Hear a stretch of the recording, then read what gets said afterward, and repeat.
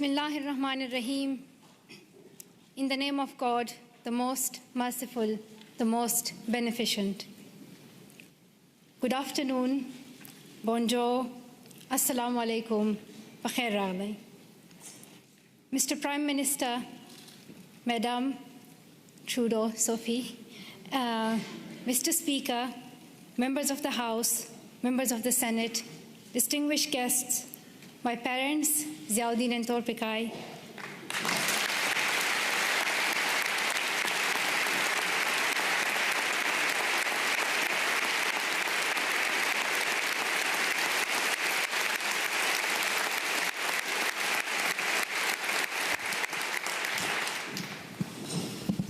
and finally, the people of Canada, thank you so much for the warm welcome to your country. This is my first trip to Canada, but not my first attempt. On the 22nd of October 2014, my father and I landed at the Toronto airport, excited for our first visit to your wonderful country. Soon we learned that a man had attacked Parliament Hill, killing a Canadian soldier, wounding others, and threatening leaders and civil servants in the building where I stand today. Canadian security officials and professionals advised us to reschedule. With sorrow in our hearts, we headed back to England, promising to return to Canada one day. The man who attacked Parliament Hill called himself a Muslim, but he did not share my faith. He did not share the faith of 1.5 billion Muslims living in peace around the world.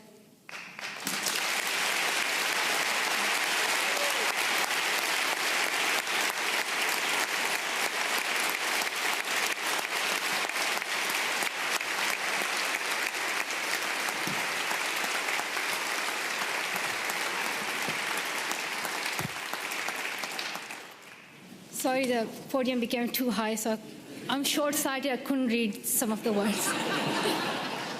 So now I can read my speech. Back to my point that the man who attacked Parliament Hill called himself a Muslim, but he did not share my faith. He did not share the faith of 1.5 billion Muslims living in peace around the world. He did not share our Islam, a religion of learning, compassion, and mercy. I am a Muslim, and I believe that if you pick up a gun in the name of Islam and kill an innocent person, you are not Muslim anymore. You and the person who attacked Parliament Hill and all these terrorists do not share my faith. Instead,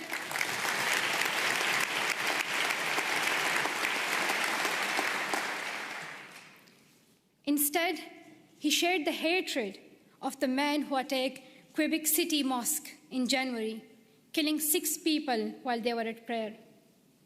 The same hatred as the man who killed civilians and police officers in London 3 weeks ago. The same hatred as the men who killed 132 school children in Pakistan Army Public School in Peshawar. The same hatred as the man who shot me and my 2 school friends. These men have tried to divide us and destroy our democracies, our freedom of religion, our right to go to school. But we and you refuse to be divided. Canadians, wherever you are born, however you worship, stand together. And nothing proves this more than your commitment to refugees. Around the world, we have heard about Canada's heroes. We heard about the members of the First United Church here in Ottawa who sponsored newlyweds Amina and Ibrahim. A few months later, the family had their first child, a little girl named Maria. The church decided to raise more money to bring Abraham's brother and family to Canada so Maria could grow up with her cousins.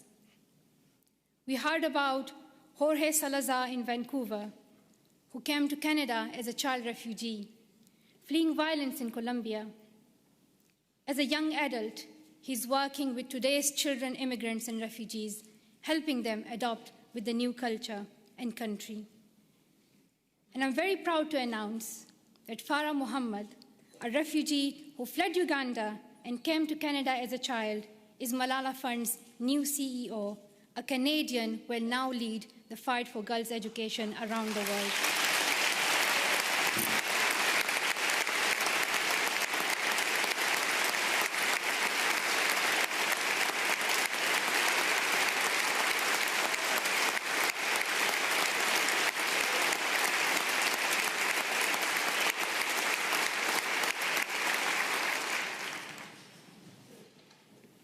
Many people from my own country of Pakistan have found a promised land in Canada, from Maria Topikai Wazir, a famous squash player, to my relatives here today. Like the refugees in Canada and all around the world, I have seen fear and experienced times when I did not know if I was safe or not. I remember how my mom used to put a ladder at the back of our house so that if anything happened, we could escape. I still remember that I would read a Quranic verse, Ayatul Kursi, every night to protect our family and as many people as I could. I felt fear when I went to school, thinking that someone would stop me and harm me. I would hide my books under my scarf. The sound of bombs would wake me up at night. Every morning I would hear the news that more innocent people have been killed. I saw men with big guns in the streets. There's more peace now in my home of Swat Valley, Pakistan. But families like mine, from Palestine to Venezuela, Somalia to Myanmar, Iraq to Congo, are forced to flee their homes because of violence. So your motto and your stand, "Welcome to Canada," is more than a headline or a hashtag. It is the spirit of humanity that every single one of us would yearn for if our family was in crisis.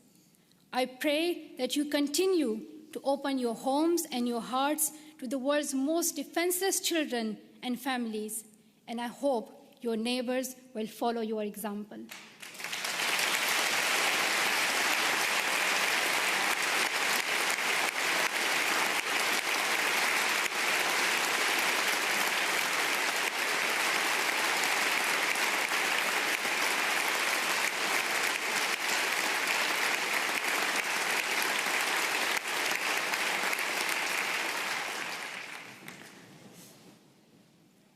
I'm humbled to accept honorary citizenship of your country.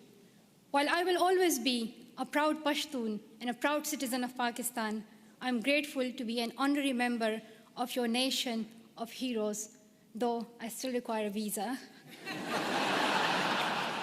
But that's another discussion.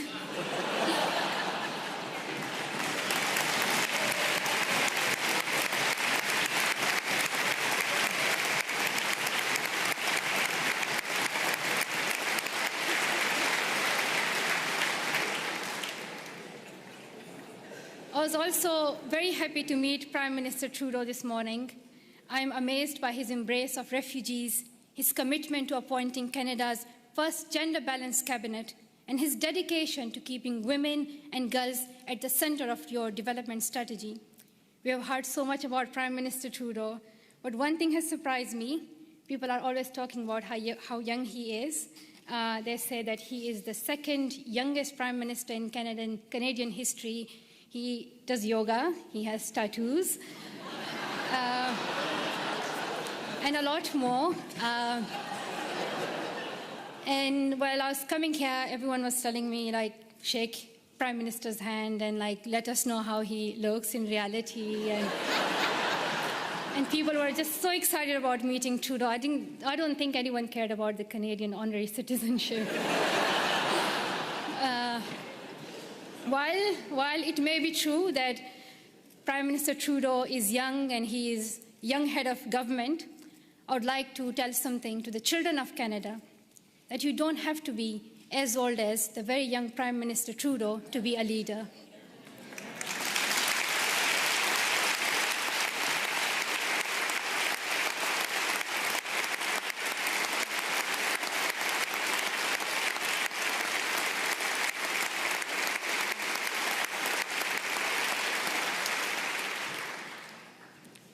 I'm like on still page 7, so there are like a lot left. So if you do the standing ovation again and again, you'll get tired.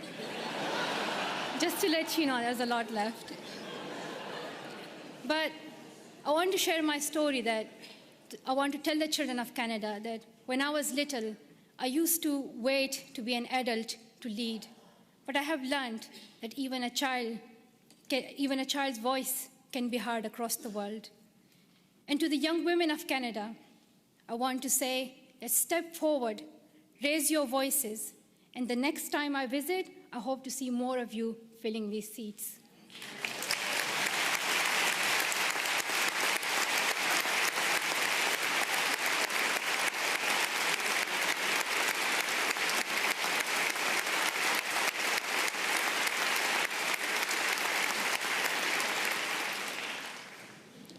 And to the men of Canada, be proud feminists and help women get equal opportunities as men. And to the leaders of Canada today in this room, though you may have different politics and policies and priorities, I know each one of you is trying to respond to some of our world's most pressing problems. I have traveled the world and met many people in many countries. I have first-hand experience and I've seen many problems that we are facing today: war, economic instability, climate change, and health crisis. And I can tell you that the answer is girls. Secondary education can transform communities, countries, and our world. And here's what the statistics say. I'm saying it for those who still don't accept education as important. There are some, but I hope they will hear that if all girls went to school for 12 years, low and middle income countries could add $92 billion per year to their economies. Educated girls are less likely to marry young and contract HIV, and more likely to have healthy and educated children.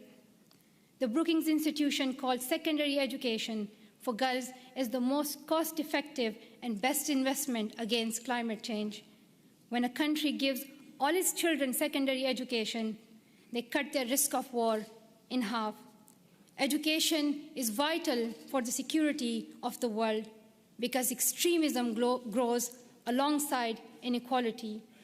In places where people feel they have no opportunity, no voice, no hope.